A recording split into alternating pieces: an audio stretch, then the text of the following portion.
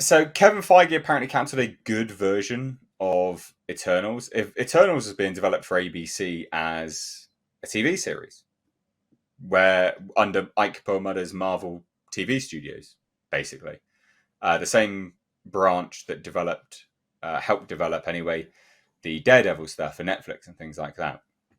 Now, obviously, the big red flag is ABC for sure, but also ABC did have Peggy Carter, and people, for all intents and purposes, quite liked Peggy Carter. So, but let's take a look. So, John Ridley has come out and said some pretty out there stuff that are probably getting blacklisted, to be fair. So, this is always known as a bit of a secret, but he just came out and said, look, it's not in the works anymore. It was a television version of the Eternals, but good. Straight away, but good. I like that subtle dig right there. Yeah, I read this. Says, my version was the good version. It was so effing weird. There was my version, a good version, which is good to me, which, that doesn't mean anything. There was the version that Marvel ended up doing, which I don't think that version was particularly good. I'll be honest. No. And it's one of the only movies of the last couple of years I've almost fallen asleep whilst watching. Genuinely. I think there's near universal agreement that that movie wasn't very good. So that's low-hanging fruit going after that one. So here's how he discusses the pilot episode. He says, my version started with it's brutal. The first thing you see is a young man, probably about 18 years old, and he's sitting there. He's sitting there for a moment, and then he lifts his hands. He has a drill in it, and he turns the drill on, and he puts the drill to his ear, and he starts pushing it in. And then it goes from there. That's the start, right?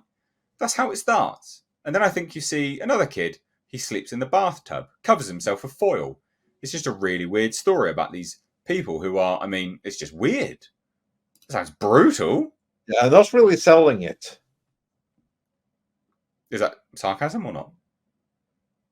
No, I mean it. Like, he's not really selling it. I mean, like, so this is the good version? We saw the bad version, and this was the good version. And this is what he chose to highlight. True. So he says, it was a really hard property to develop. He says, the best thing to happen for everybody was that it didn't happen with me, because I don't know that it would have been entertaining. I do mean what's entertaining to me is often not entertaining. Populist, which is great for a lot of the work I do, but this needed to be a little bit more popular. Thoughts? Yeah, he was the one who was supposed to make it popular. You can't expect someone else to make it more popular if he's writing a movie or TV series.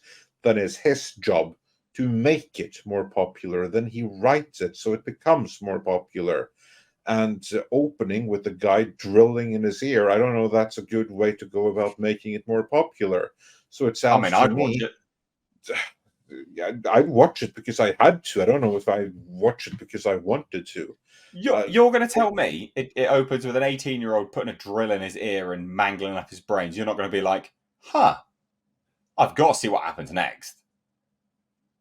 Well, no. It would with me. I'd be like, my God, what's going to happen next? This is a Marvel property. What on earth is going on? I would absolutely want to watch what happened next. Well, it doesn't sell it to me. But anyway, I haven't read the rest of his script. I'm sure it would have been better than what came out later. But what stands out to me is that probably what just wasn't popular enough. Well, dude, you're the one that needed to make it more popular, or rather Marvel was. And they obviously decided not to go with his script, which, again, doesn't mean that his script was any worse than what's here, because the people running Marvel have all collectively gone nuts. Probably it was better, but it wasn't diverse enough. That could be the reason why they went with what they went with instead. We'll never know, though, but just the scenes that he highlighted there, and then him keeping on hedging. Oh, it's funny to me, might not be to anyone else. Like, that's... I don't feel that we missed out on much, necessarily. I mean, he's tap dancing quite a bit here, and that's just because he wants to work again, probably. I feel like, honestly, I'd have had more respect for him. He was just flat out honest about how he felt. So, look, I know a lot of writers. They're not real good at talking to interviewers, but they're good at telling stories, right? When they can sit down and analyze and do this stuff. So in his confidence in himself, I'm sure he's like, yeah, I think it was good, but then he's trying to hedge himself by saying, like not trying to shit on like he's really trying to jump through a bunch of hoops here in this interview. And again, coming from a place of knowing a lot of writers, they don't know how to articulate themselves really well before they stumble over shit because they overthink shit a lot. Because I come from the same arena.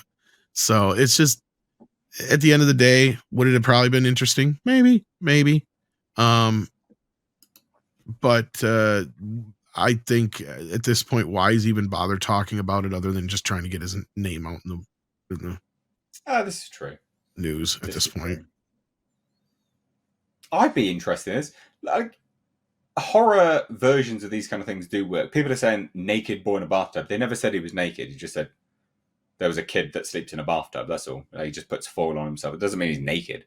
You guys in the chat added the naked part. I did not say the guy was naked. I mean, it falls right in line. It falls right in line with spirit cooking, and that's definitely something in. Yeah.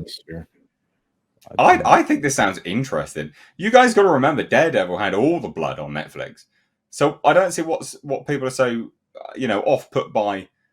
You got to remember, like, the Eternals are pretty out there and whacked out anyway. So a guy.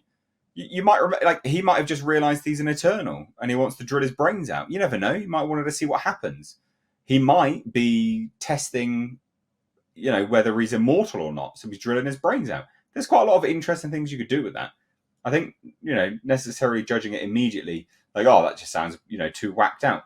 I think there's a Daredevil on Netflix was gory as hell. Jessica Jones dealt with some weird, like, sexual abuse shit. I mean, I think this is kind of in line with that to a degree. I mean, if this was in the era prior to the ousting of Ike Perlmutter, there's a possibility it could have been interesting because they were allowed to do some darker shit then. Tom, it is. It is. Yeah, and that was my point. As I'm saying that if that's the case, then yeah, it could have been interesting. But at the same time, coulda, woulda, shoulda. It would have been a good way to introduce whether or not this person was immortal with them testing their immortality. It couldn't have been any worse than what we got. Well, it's also true. Well, that is the other thing. I couldn't even get through the whole movie. To this day, I still haven't seen it from start to finish. You're not missing anything. It's terrible. Yeah. Bloody awful. Absolutely awful. I wish I could say the same thing about The Flash. Yeah, the only thing you need to know is that the lasting effect of that movie is that there's now a dude sticking out to planet Earth. Which they've never acknowledged since. Yeah. Yeah, so they haven't. So I don't even think anybody who's seen who works at Marvel has seen it, Nick. So I don't think you're that. Yeah, the continuity with this new phase of MCU movies is laughable. Yeah, you know why? Because the one that secured the continuity was the Marvel Creative Committee. The people that Kevin Feige got rid of because he thought he could do a better job without them. Turns out he couldn't. Continuity went to hell the moment the continuity watchers left the building. Unlike the Star Wars story group, the Marvel Creative Committee actually worked. Yep. That's the one they got rid of. Well, I think that there would definitely be some interest for me in a scene like that, but I mean, I would speculate on 3 or 4 reasons why. The biggest problem with the film was it was just a whole lot of nothing, boring and nonsensical. This sounds at least like it wouldn't be boring, and it wouldn't be bland. It may still be nonsensical, but it's a very interesting start. I mean, it's the same. I would liken it to the beginning of Breaking Bad, the first episode, where you've got this RV hauling butt down a dirt road in the middle of nowhere with all these sirens coming at him. And then Walt jumps out and he's in his underwear, and you're sitting there going, "What the F is going on here?" Yep. And then you're like, the dad from Malcolm in the Middle. Yeah. Yeah, you're like, there's so much confusion just in the opening there that you stick through the whole episode to find out why that happened. Yeah. And then by the time you're to the 3rd episode of that show, you're hooked, right? this would be a great way to hook people. Just be like, what? Yeah. Yeah. There you go. Well, I just thought it was funny. I mean, he's definitely saying things which could get him blacklisted, even when he's like, yeah, well, my I version wonder. of TV and good. I wonder if this was also set up to compete with. Wasn't this about the same time FX did that one Marvel show, the X-Men spinoff show? Yeah. Yeah, I can't remember what it was, but yeah, you're right. It was a bit darker, and that's what I was wondering if maybe that was what this was meant to. Because you got to remember, all these things when they do these weird like shows and movies, like at first, at least until recently, they would do it just to compete with either DC or their competing Fox universe, right? And Ike really did not like whenever Fox would do anything. We even heard plenty of stories where he would rip posters off the walls, and he would Legion, where he even tried to kill X-Men in the comic books just out of spite because of how popular Fox-Men was getting and stuff like that, and some other reasons, like in same difference with Fantastic Four and stuff. So I would not be surprised if the whole reason for trying to push this forward then would have been to compete with Legion, because even the Eternals itself was, kind of their de facto X-Men when they revamped it and got what we got out of it, right? Remember? So at the end of the day, it's always the same thing. They even tried the same thing with the other thing. What the hell was the name of the show that you made me watch half of, Andre? Inhumans. Yeah, I was trying to think of Inhumans. it. Like the Inhumans. Yes, that's one. Yeah, thank you. And one of the worst things I've seen in my entire life. So that's probably what this was to try when that failed, or at the same time they were trying to get something that would stick like an X-Men. Yeah, probably. That's my guess. Probably, yeah. Because remember, there was a time when they were developing Eternals as a TV series before it got changed to a movie.